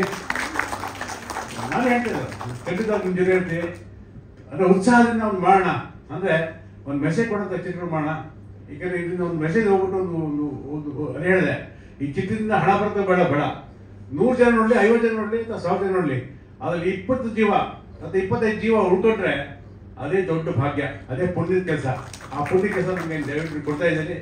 ಅನೇಕ ಕಲಾವಿದರು, ವಿಶೇಷವಾಗಿ ರಮೇಶ್ ಭಟ್ ಅವರು, ಶಿವಕುಮಾರ್ ಅವರು, ಶ್ರೀಮತಿ ಶಿವಕುಮಾರ್ ಅವರು, ನಮ್ಮ ಎಲ್ಲ ಕನ್ನಡಿಗರು ತುಂಬ ಜನ ಇದ್ದಾರೆ. ನಿಜಕ್ಕೂ ನೋಡೋಕೆ ಭಾಳ ಖುಷಿ ಆಗುತ್ತೆ. ದೊಂಬ ಕೃಷ್ಣ ಅವರು, ಅನೇಕ ಪ್ರತಿಭೆ ಕಲಾವಿದರಿದ್ದಾರೆ. ದೊಡ್ಡ ದೊಡ್ಡ ಕಲಾವಿದರು ಬೇಡ, ದೊಡ್ಡ ದೊಡ್ಡ ಹೀರೋಗಳು ಬೇಡ, ಹೀರೋಯಿನ್ಗಳೇ ಬೇಡ. ಸಾಮಾನ್ಯ ಕಲಾವಿದರು, ನಿಜವಾದ ಕಲಾವಿದರು, ನೈಜ ಕಲಾವಿದರು ಅವ್ರು ಹುಡುಕಿ ಒಂದು ಸರಳವಾದ ಸುಂದರವಾದ ಚಿತ್ರ ಮಾಡಿ, ತುಂಬ ದೊಡ್ಡಲ್ಲಿ ಫಾರಿನ್ ಚಿತ್ರ ತೆಗೆಯೋದು ಬೇಡ. ಇಲ್ಲ ಬೆಂಗಳೂರಿನಾಯ್ತು, ಹತ್ರದಲ್ಲಾಯ್ತು, ಕರ್ನಾಟಕದಲ್ಲಿ ಕಡಿಮೆ ಬಜೆಟ್ ಇಂದ ನಿಮ್ಗೆ ಎಲ್ಲರೂ ಸಾಧ್ಯ ಉಂಟು ಹೇಳಿ ಪಿಕ್ಚರ್ಗಳು ಅಲ್ಲಿಯವ್ರನ್ನ ಶಕ್ತಿ ಕೊಡ್ತೀನಿ. ನಾನು ಅಲ್ಲಿಯವ್ರಿಗೆ ದಿನ ಹೇಳ್ತೀನಿ, ಇದು ನನ್ನ ಶಕ್ತಿ ಅಲ್ಲ, ಇದು ಕನ್ನಡಿಗರ ಶಕ್ತಿ, ದೇವ್ರ ಕೊಟ್ಟ ಶಕ್ತಿ, ಸಾಯಿಬಾಬಾ ಕೃಪೆ. ಹಾಗಾಗಿ ಎಲ್ಲ ಕಲಾವಿದರಿಗೆ ಒಳ್ಳೇದಾಗಿ ಹೇಳ್ತಾ ಸಾಯಿ ಪ್ರಕಾಶ್ ಅವ್ರಿಗೆ ನಿಮ್ಮ ಜೊತೆ ಯಾವಾಗ ಹೇಳ್ತೀನಿ ಅಂತ ಹೇಳ್ತಾ ಇದ್ದೀನಿ.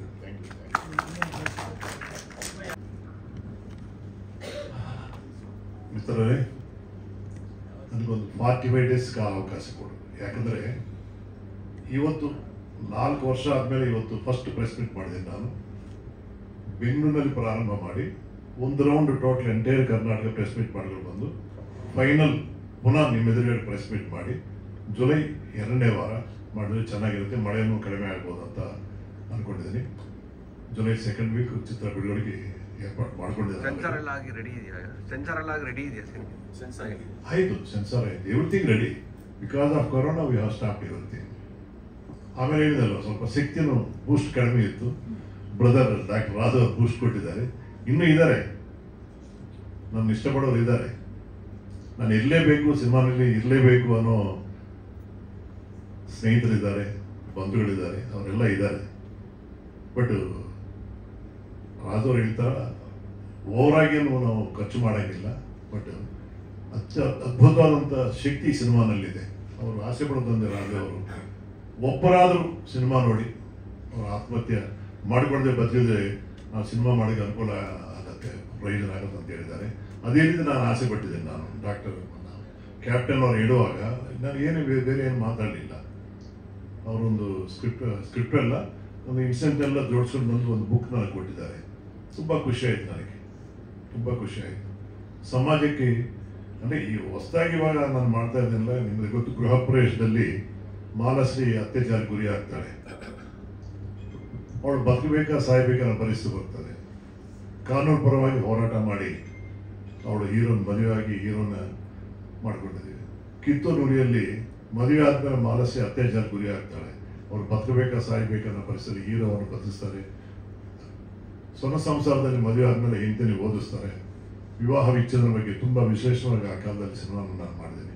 ಈ ರೀತಿ ಮಾಮೂಲಿಯ ಸಂಬಂಧ ಆಗ್ಬೋದು, ಅಣ್ಣ ತಂಗಿ ಸಂಬಂಧ ಆಗ್ಬೋದು, ಭಕ್ತಿ ಆಗ್ಬೋದು, ದೇವರಲ್ಲಿ ಎಷ್ಟೆಷ್ಟೋ ವಿಶೇಷವಾಗಿ ಮುಖ್ಯವಾಗಿ ಡಾಕ್ಟರ್ಗೆ ಹಾಸ್ಯ ಅಂದರೆ ತುಂಬ ಇಷ್ಟ. ಡಾಕ್ಟರ್ ರಾಜ್ಕುಮಾರ್ ಅವರು ಬಂಗಾರಪುರ ಆ ಕಾಲದಲ್ಲಿ ಗೋಲ್ಮಾಲ್ ರಾಧಾಕೃಷ್ಣ ಎಷ್ಟು ಸಲ ನಾವು ನೋಡಿದ್ದೀವಿ. ಒಂಥರ ಬೇಜಾರಾದರೆ ಕ್ಯಾಸೆಟ್ ಹಾಕೊಂಡು ನೋಡಿದ್ವಿ ಅಂತ ಹೇಳೋರು. ಈ ರೀತಿ ಹಾಸ್ಯ ಮಾಡಿದ್ದೀನಿ, ಭಕ್ತಿ ಪ್ರದಾನ ಮಾಡಿದ್ದೀನಿ. ಕಣ್ಣೀರು ಎಷ್ಟು ತರಬೇಕು ತೊರಿಬಾತಂಗೆ ಅನ್ನೋದಕ್ಕೆ ಎಲ್ಲ ಆ ಚಿತ್ರಗಳನ್ನು ನಾನು ಮಾಡಿದ್ದೀನಿ.